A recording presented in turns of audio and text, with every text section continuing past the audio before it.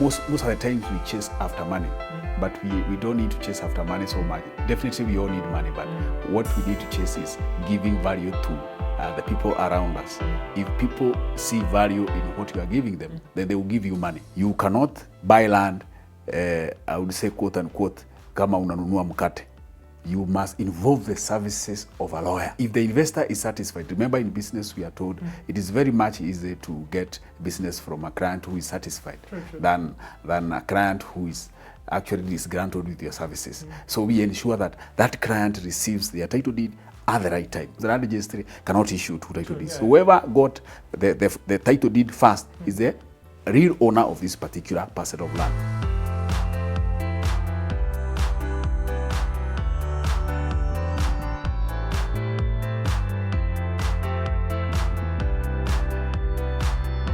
Good evening and welcome to the Late Night Business. My name is Ian Dennis, and tonight we have a very interesting show lined up because we're going to be addressing a matter that is very, very rife right now to all Kenyans, real estate. And with me, I have an entrepreneur who's in that particular field who's going to just demystify some of these particular elements within real estate. But before I get to introduce my guest, I'd like to let you know that you're here at the Capital Club, the place you need to be as an entrepreneur, because at the Capital Club, you always say your network is your net worth. And it's very, very interesting as to who exactly you can bump onto when you're here at the Capital Club. I remember this morning I bumped into a particular CS, and I always meet all these particular entrepreneurs, and to have this particular access, you can only have it when you're a member of the Capital Club. The gentleman I'm speaking about, who's the entrepreneur I'm going to be having a conversation shortly, is Kenneth Wamburu. That's what he told me. I was trying to get that particular accent right.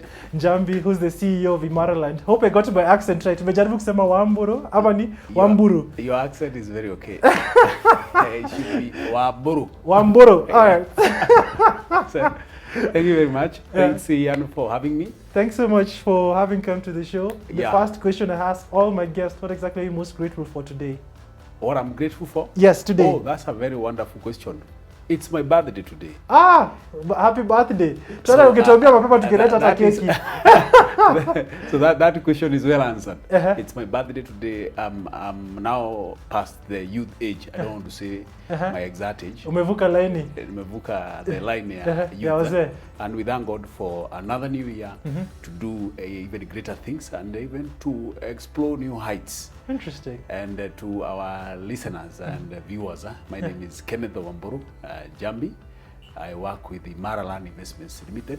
I am the CEO at Imaraland, and I'm grateful to be here, even to share a few things, matters real estate, and probably even about myself. Interesting. Thank you. Just looking back, because it's your birthday, I always believe your birthday it's always a celebration of how far you've come, and also probably just setting a path to where exactly you're going. Because you know the day you were born, you don't know what you're going to pass on, but you're here. Looking back, just what exactly are some of your reflection of the past year, getting to this particular point that you're celebrating your birthday? I think I've come from far. We normally say that if you really want to know where you're going, then it's important to know where you have also come from, so that then that is going to define your way moving forward. And I would say that life has been good. It has had its ups and downs, and in the ups and the downs of life, we thank God for everything. The far we have come, it has taken the mighty hand of God. And I have grown up in just a normal home like any other Kenyan, brought up by a single mother, that is a single parent family. And that was after my mother and father separated when I was only 10 years old. So you're mature enough to have seen everything that happened. I'm mature enough to have known a few things and to remember a few things about that life. And after that, I was brought up by my mother on her own. She was actually a peasant worker in a coffee farm. Where was that? That was in somewhere in Kiambu County. That is where I was born. At a place called Mangu in Gatundu North constituency. So grew up there under the care of my mother.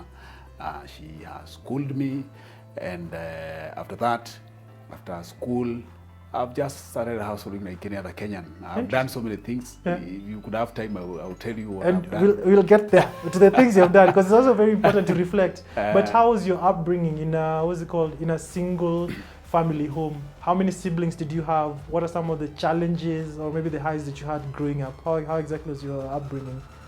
I think mine was a very tough life because you see, when you're being brought up by a single mother and she doesn't have a very stable job, she's working as a peasant worker in a coffee farm.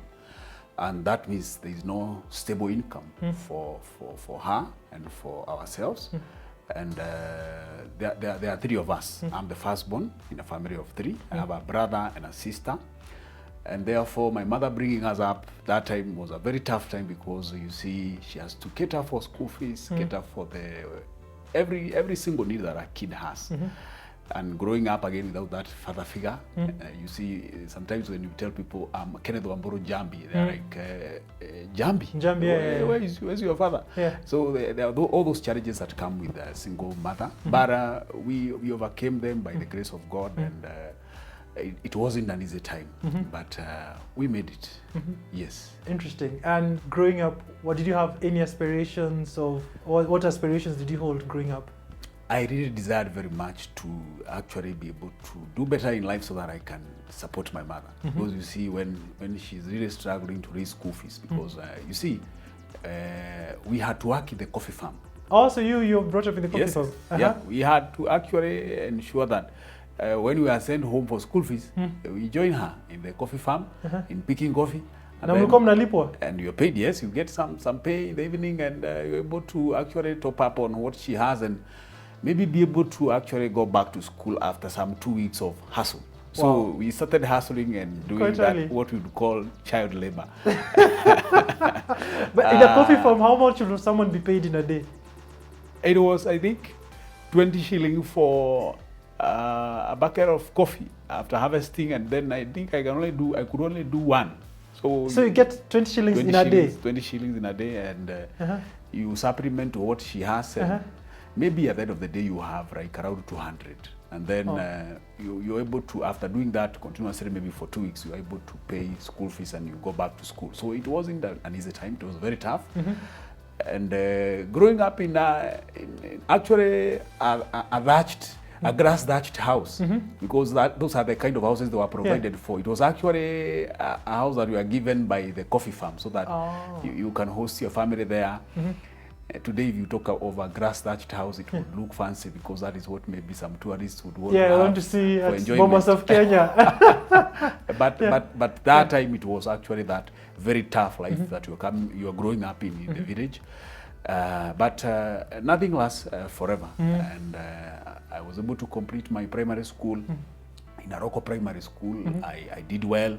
My mom could not support me to join the high school of my choice, despite the fact that I was there. You wanted to go to Mangu or what? I wanted to go to Thika High School. Actually, my marks had qualified for that. But it was not possible. So I went to a day school. And even in this day school, we are really struggling. Even the uniform you are wearing, you actually... It's starched. Actually, you are borrowing clothes from people who have completed high school. And we went through high school in a day school. And again, we made it, and we made our records there. And after passing again, that is Form 4, it was not possible for me to proceed to university until later, when I had to actually do what we call Harambe back in my village. And I was able to join KC University, where I did my accounting course.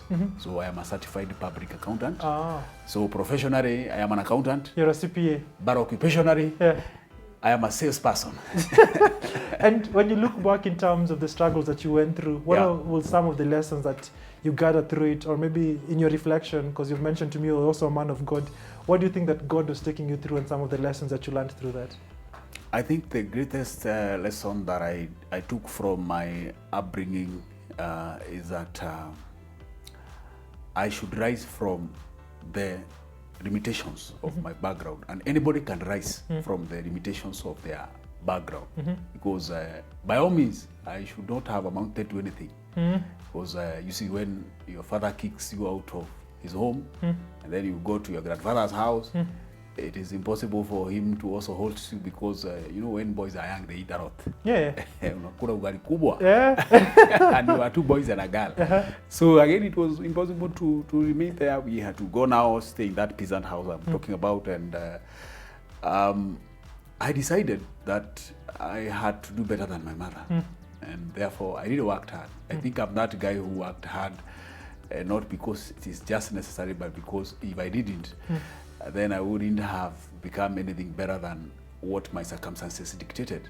So I really had to work hard, and my motivation was that I must get these people out of this mess. And by the grace of God, the same mother who lived in a peasant house, a glass-thatched one, today I can say she is living a better life in her own home, courtesy of the son who she brought up. Wow. In a lot of struggles. Yes. Interesting. So you went to university, the community did for you on Arambe. You went to do your accountancy, you did your CPA. Yeah. So after that, did you get into employment, or what are some of the hustles you did in terms of now trying to, away from the coffee farm? I really hustled. After the coffee farm, now I'm done with high school. And before I joined the KCA University, I have worked for 7 good years as a teacher. An untrained teacher. At a school called Morning Glory, back at home in Gatundu North. And I worked for 7 years. I think I remember my starting salary was 2,900 Kenyan shillings. Per month? Per month. And I really worked hard there. It is so that was primary or high school? That is primary school. Primary school, all right. So I worked for 7 good years, and I felt I really need to go back to school. It is that time that now I went to KCA and stopped teaching.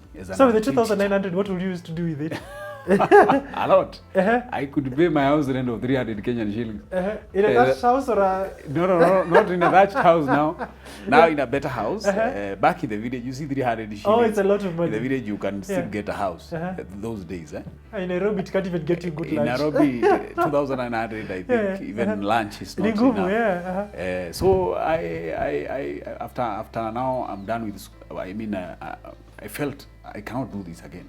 I need to get myself into something.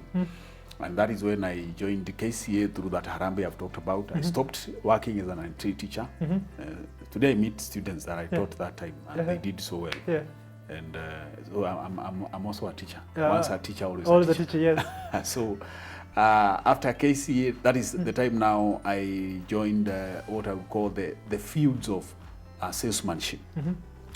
It is at that time that I was able to meet a gentleman who gave me a job at then Nakumat, and I worked as a shoe seller in a shop. Yes, in a shop that is known even today. I think I still see those shops today. The Clark's shop. Yes, I know it. Yes. They have very quality shoes. So I worked there for 2-3 years. Through a gentleman from my village who told me, now you've completed school. You can't just go back to the village to become a teacher again.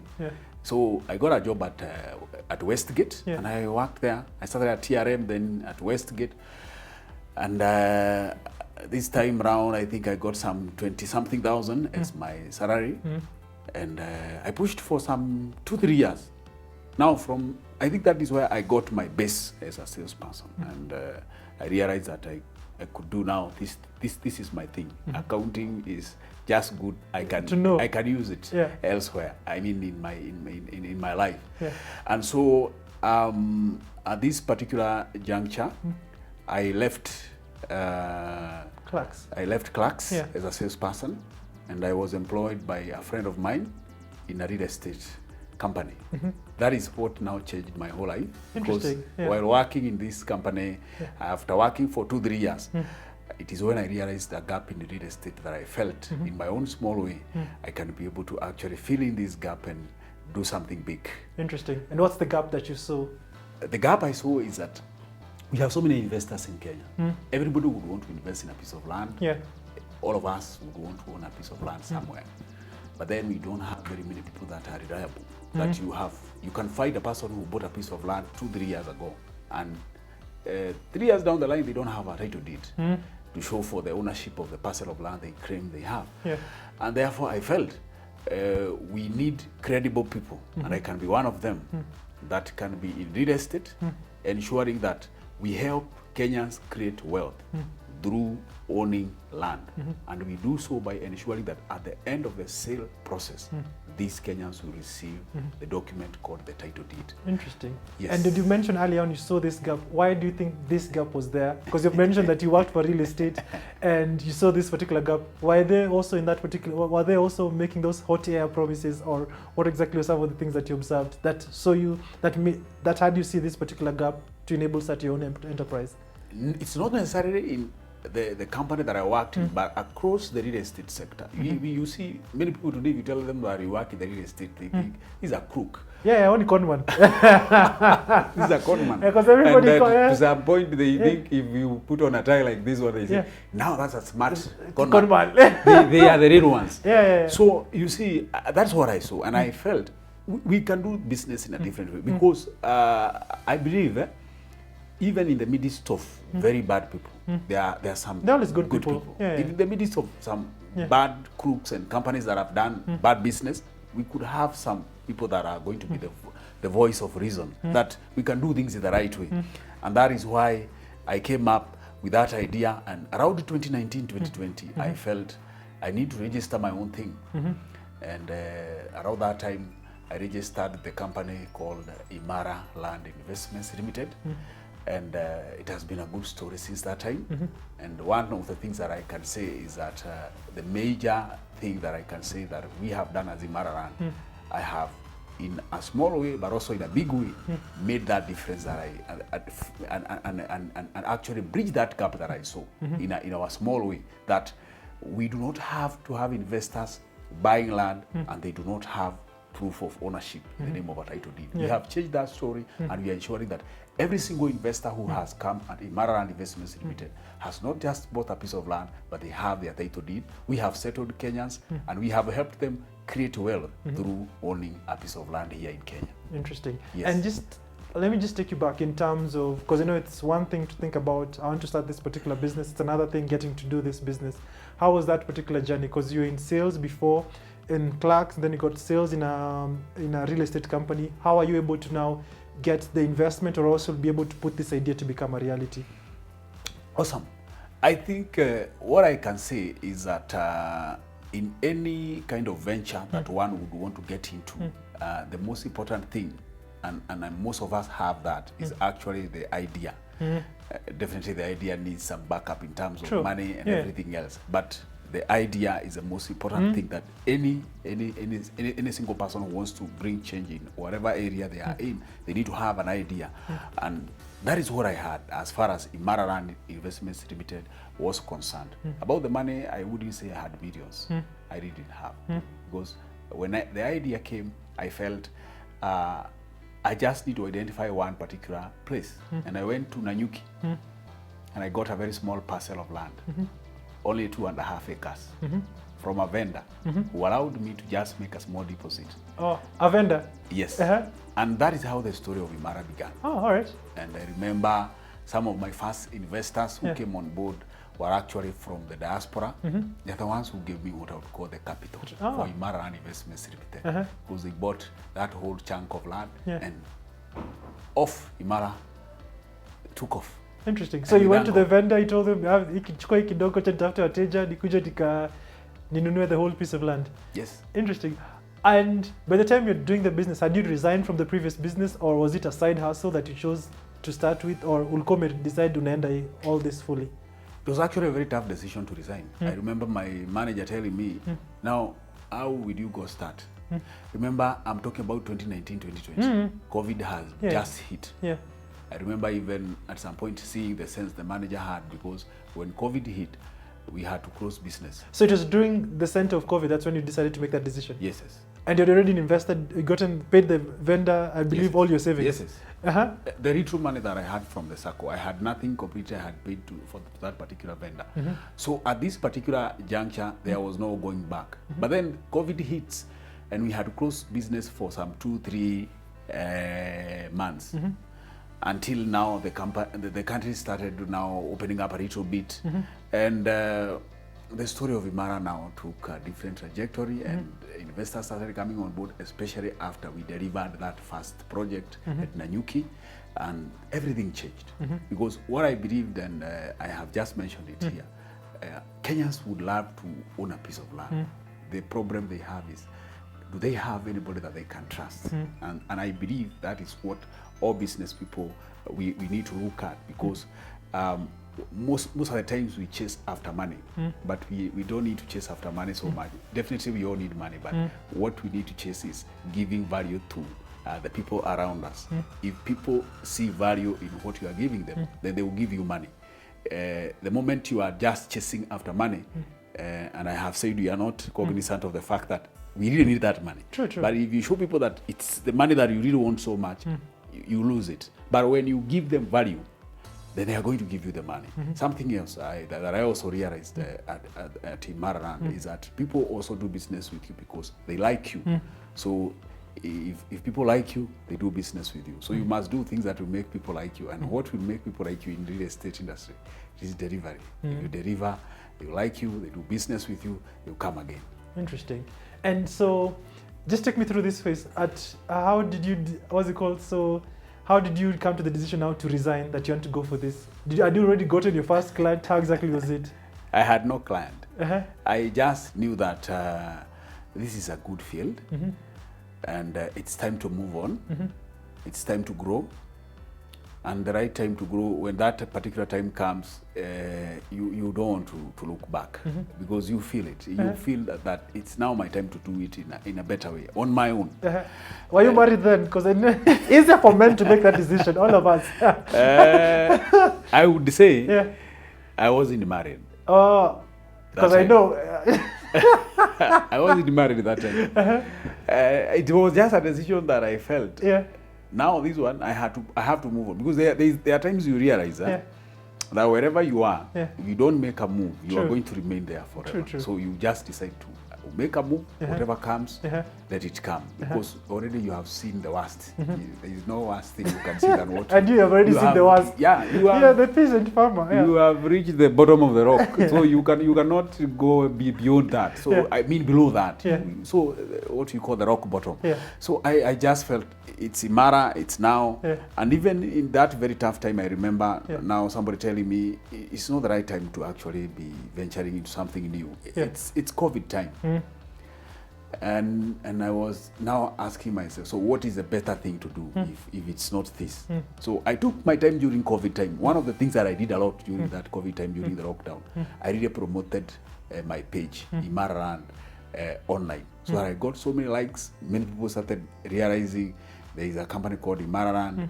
And when the country was opened up, I now saw the sense of what I was doing, because sales started coming in. Every Kenyan realized, so there can be a lockdown. I need to own a piece of land, because if there is a lockdown, I am living in a tenant. I'm a tenant. My landlord can kick me out of my house. So I need to own my piece of land so that I can have my own home. So things worked out, and I wouldn't say it was an easy decision, but it was worth it. Interesting. Yes. And on that particular note, you're going to take a short commercial break, and then after that, you're going to see how this particular dream has actually transpired to be what exactly it is at this particular present moment. So I'll see you after the break.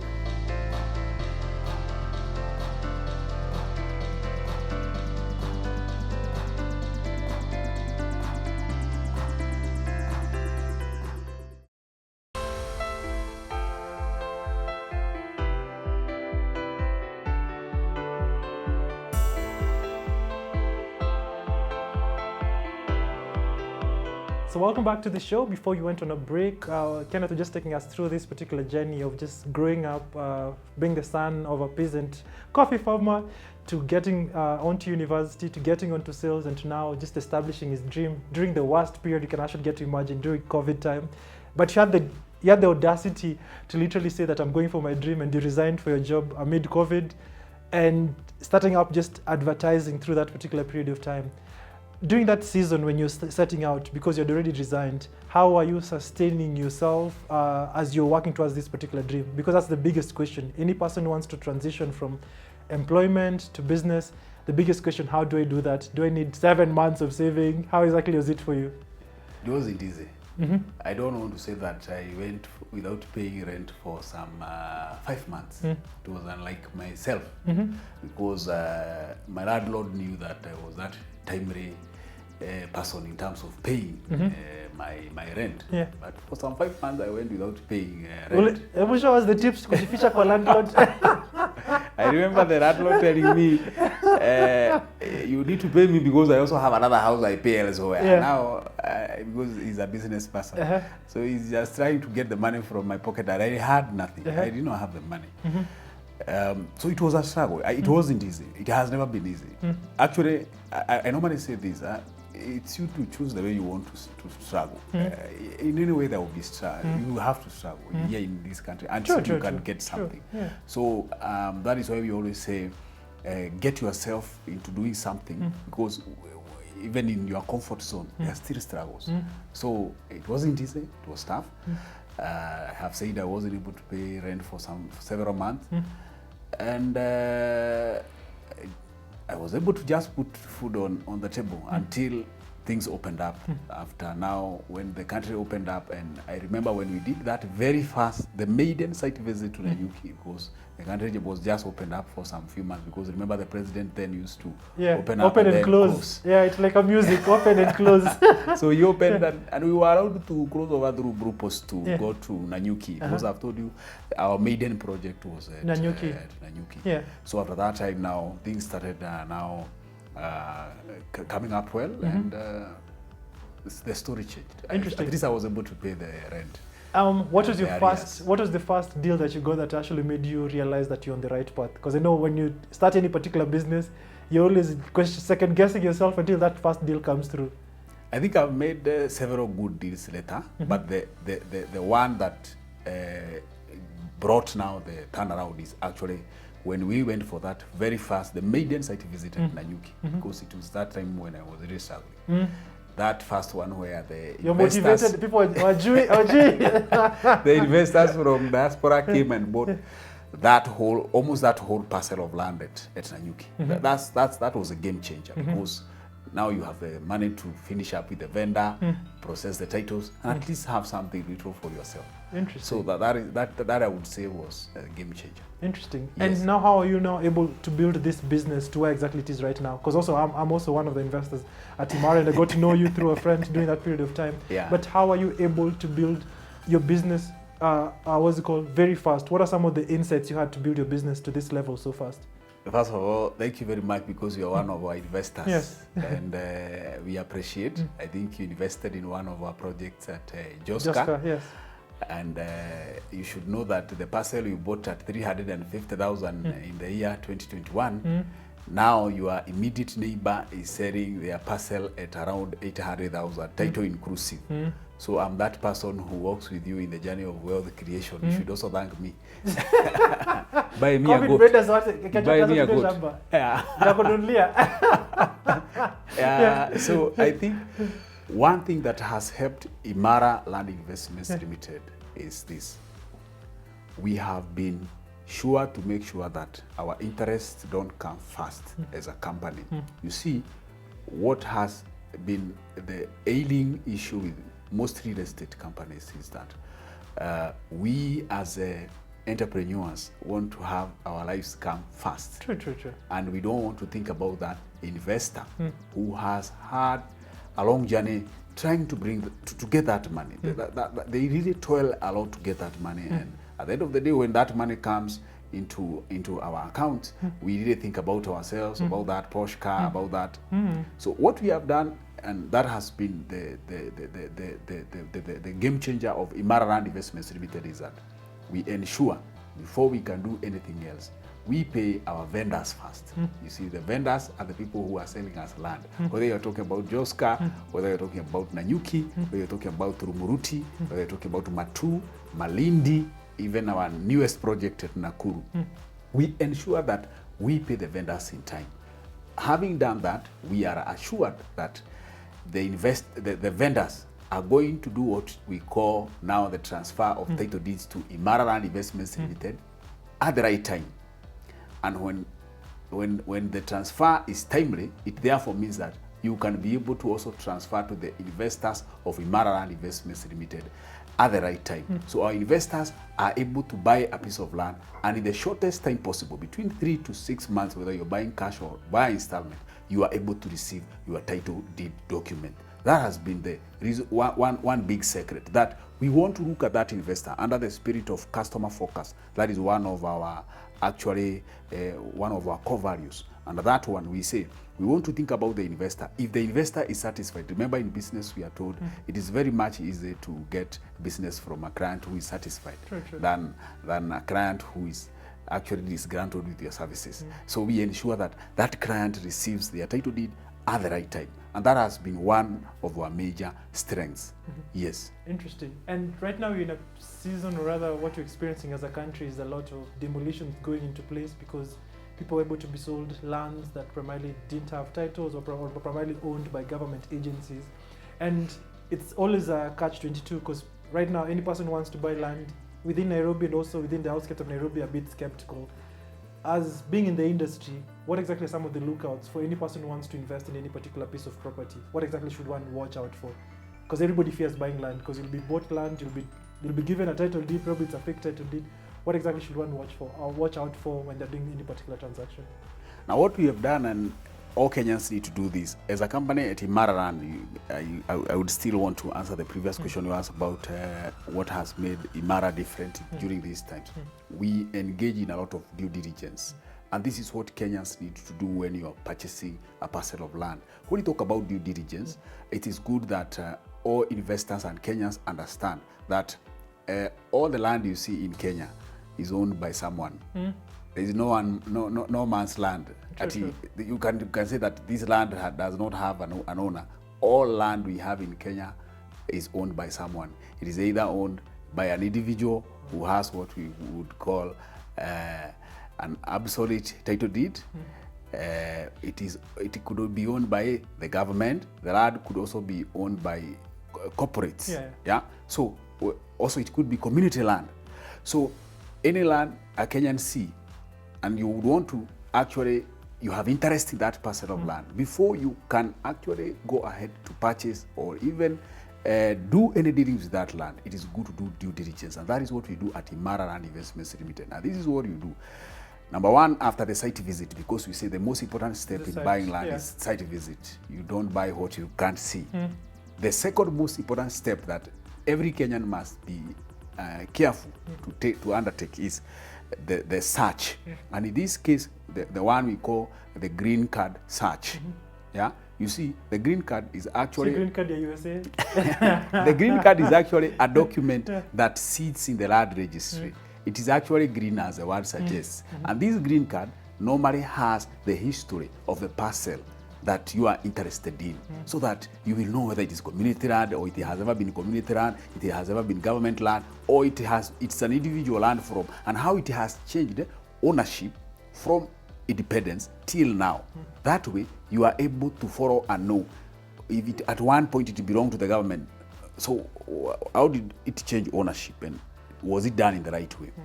And that way, you'll be able to get into a deal that is clean. And should you realize, because when you go to buy some of these parcels of land, you don't see a green card, run until you get the green card, because the green card is actually the beginning point of actually where people are going wrong. Because if you are to buy land, for example, the one at Portland, if you did due diligence, this is what I know about the land registry. If you today, I have a title deed and I take it to the land registry, and it says that Ian is the one selling the land to me, and Ian has another title deed apart from the one that I have. The land registry will be able to know. They will tell you, we are going to hold this title deed. They will call Ian, and they will also call me. Then they will check who received this title deed from the land registry first, because the land registry cannot issue two title deeds. So whoever got the title deed first is the real owner of this particular parcel of land. So I would say to all Kenyans buying land, most importantly, do the green card search, check the history of the land. Don't just buy land without... Why does one check that? Why you can check that? The green card? In the respective land registry. So if I'm buying land at Thika, I'll go to the Thika land registry. If I'm buying land around Nairobi, the Nairobi land registry. If I'm buying land at Nanyuki, there is a land registry at Nanyuki. That is where you get the green card, and you'll be able to know the actual history. Green card definitely is the history of this parcel of land, because you don't want to get it wrong, and then you lose your hard-earned money. Because Kenyans are really struggling to get even that little money. So to lose it, it actually becomes a very tough time for most of these Kenyans. And that's why we are even sorry for those who lost their investment at Portland and even at Njiro. We have a case ongoing there. Now, the second most important thing that you need to look at when you're actually acquiring land is that you cannot buy land, I would say quote unquote, kama unanunua mkate. You must involve the services of a lawyer. The services of a lawyer are very important. And why so? Because should this deal have charges later, you will have legal redress. One, you could get your money refunded, or they could help you still pursue the parcel of land. So it is important that you involve the services of a lawyer when you're buying land, and ensure again you lodge the money into the account of the person selling land to you, and don't pay them in cash. Pay them through their bank account, and the bank account name should be the name of the title deed. And also very important to note, if I'm selling land to you, I'm Kenneth selling land to you, let me have a spousal consent. A spousal consent is very important nowadays. Even if I bought this land, mimi ndio nilinunua, get a spousal consent. If no spousal consent, ask for an affidavit. It is very important, because sometimes you can buy a piece of land today from me, and then tomorrow my wife comes and says, how did you buy this land? Then they are going to put a caution on it. Again, you have a problem developing on the land or even using it. So to Kenyans out there are those very important steps that you need to look into when you are buying land, and so that you don't go wrong.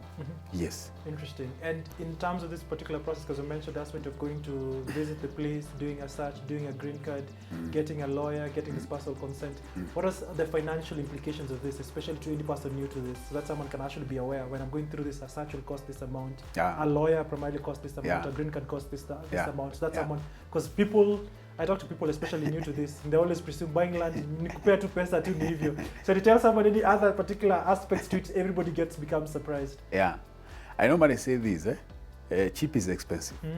So if you think it is expensive to pay 1,000 Kenyan shillings for a search, how about you develop on that house and then later it's brought down? And again, these costs are not very high.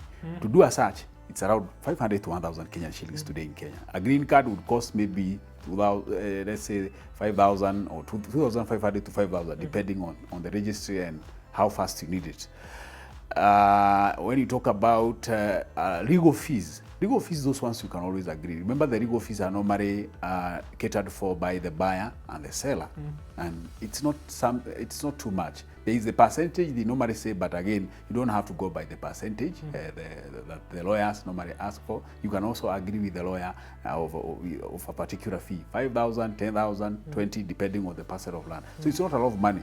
And again, we are saying it can be a lot if, again, what is at stake is that you're going to build on this house and then later we can have challenges. I mean, after developing on that particular plot.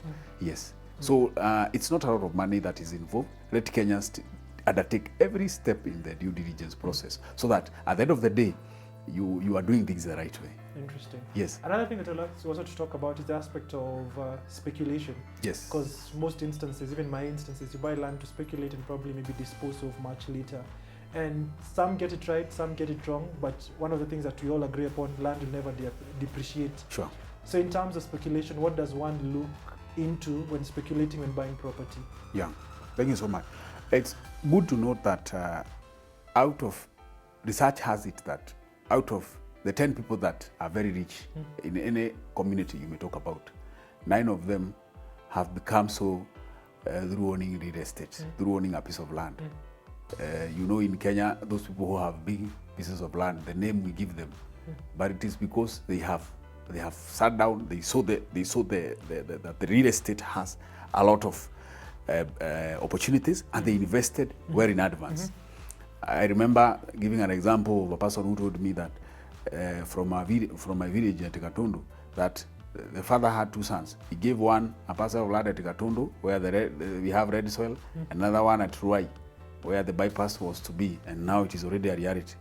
And the one who was given at Ruai was complaining that he has been, quote unquote, thrown away. Yeah. Then the one who is in the village is very happy. You have red soil. But if you look at the 2 parcels of land, some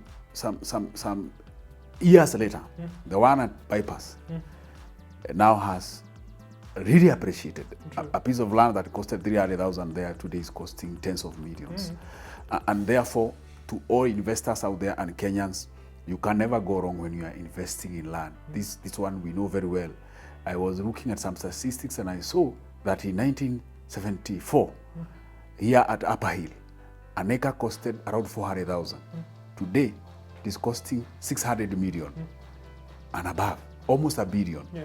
So mathematics to do with investing in land, you're always right. So I would want to tell Kenyans, buy land now. We normally say buy and wait. Don't wait and buy. The reason is because appreciation is actually what does the thing. one look like? Because appreciation depends. So make a tundu for your land, maybe I can 20,000, maybe you can appreciate, maybe it's 30,000, just now for the essence of this. But what does one look like look for when they're looking for places that can actually get to skyrocket quite fast? Because Gatundu, your example, there's Gatundu, there's one in the bypass. Bypass, it's skyrocketed, but Gatundu not still there. The land is still there. Appreciated, but it's not as much. Not as much. What are some of the aspects or the amenities that one should look for? Yeah. So what Kenyans need to look at is the developments that are coming up in an area. You see, when Kibaki became president, I think the year 2002, he started talking about Vision 2030. Yeah. And it looked so far. Yeah. But then there were developments that were around that Vision 2030, the construction of bypasses, electrification programs, coming up of railways, so much developments that are around the Vision 2030. And that is what you look at as an investor.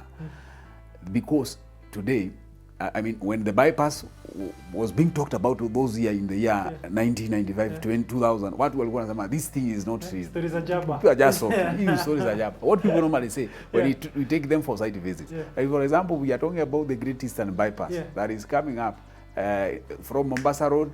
It will connect to Kangudo Road. From Kangudo Road, it will connect to Garissa Highway. From Garissa Highway, you end up back at Nyeri Highway. Now, that looks like stories are jabba now, but it's already becoming a reality from Mombasa Road connecting to Kangudo Road. So our wise investors should look at such. Position yourself. You normally say, if you have seen development coming up in a place, position yourself now. Don't wait for that time. Because when you come, when development has come, you will have to pay for it.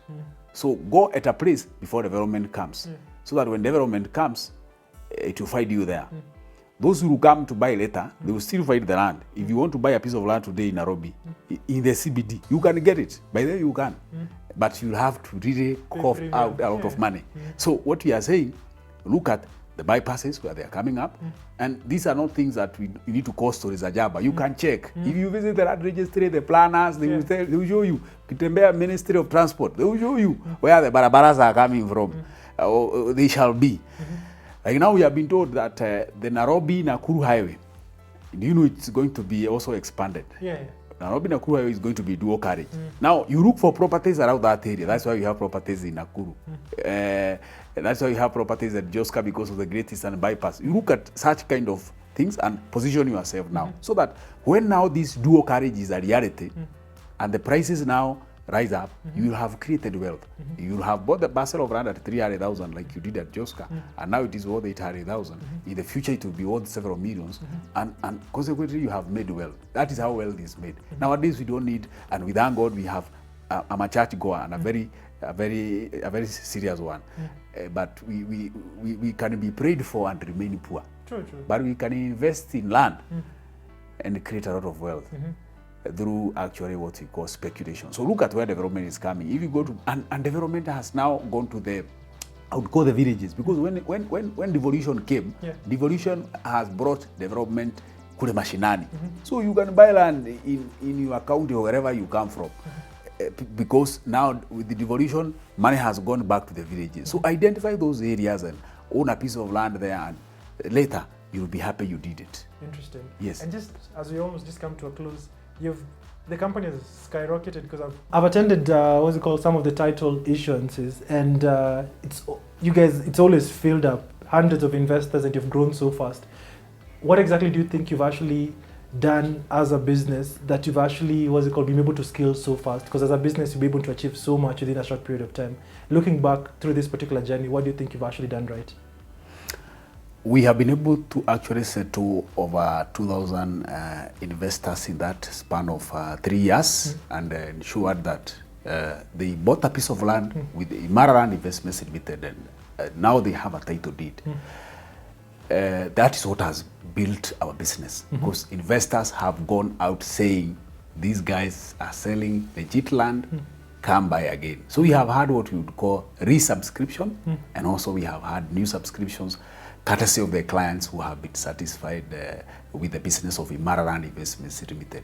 And we shall endeavor to ensure that all the investors who are coming on board, they receive their title deeds at the right time, and that way we shall ensure that we continue getting better. We have a desire to actually, in the coming year, be able to actually give more than 2,000 title deeds in 1 year period of time, because we have said, we have known the investors are ready to invest. The problem is, can they trust you? And we have decided to be that trusted partner to all investors who feel I would want to own a piece of Kenya. Imaraland shall work with them, and we will ensure that they receive their title documents at the end of the sales process. I think that has been the reason why we have continuously done well, because we have people that we started business with around the same time. I know some, but I don't see them today because probably some of them were overtaken by what I would call you're selfish, because sometimes when, as an entrepreneur, when you become selfish, you lose it all. You want to do your things fast. It is me and me alone, and then my investors are there. I'm driving a Porsche car at their expense. Eventually I can have it. I'm not saying Porsche cars are not good. Eventually we shall have all of them, but it should not be at the expense of the investors. Yeah, they will do that when you satisfy them, and eventually you build that wealth. And I think the message to all of us out there is, we should not be in a hurry to really get that money. That way, the money will still come, but eventually. Interesting. Yes. And really enjoyed this conversation. That was Kenneth, the CEO of Imaraland, who are actually a real estate company and actually out there to ensure that you get to secure your piece of land. It's been quite an interesting conversation and a very insightful one. We've actually discussed the process of actually you owning land. And with that particular knowledge, you should not be conned again and do not put your money out there for you to be conned, because you've already seen the process of you getting to own land and how exactly you can go about due diligence. This has been the Late Night Business, and as always, we're coming to you from the Capital Club, the place you need to be as an entrepreneur, because at the Capital Club, you can actually get access to such entrepreneurs and also get such great insights, because as we always say, your network is your net worth. My name is Ian Dennis, and this has been the Late Night Business. Until next time, I'll see you right here on KTN Home.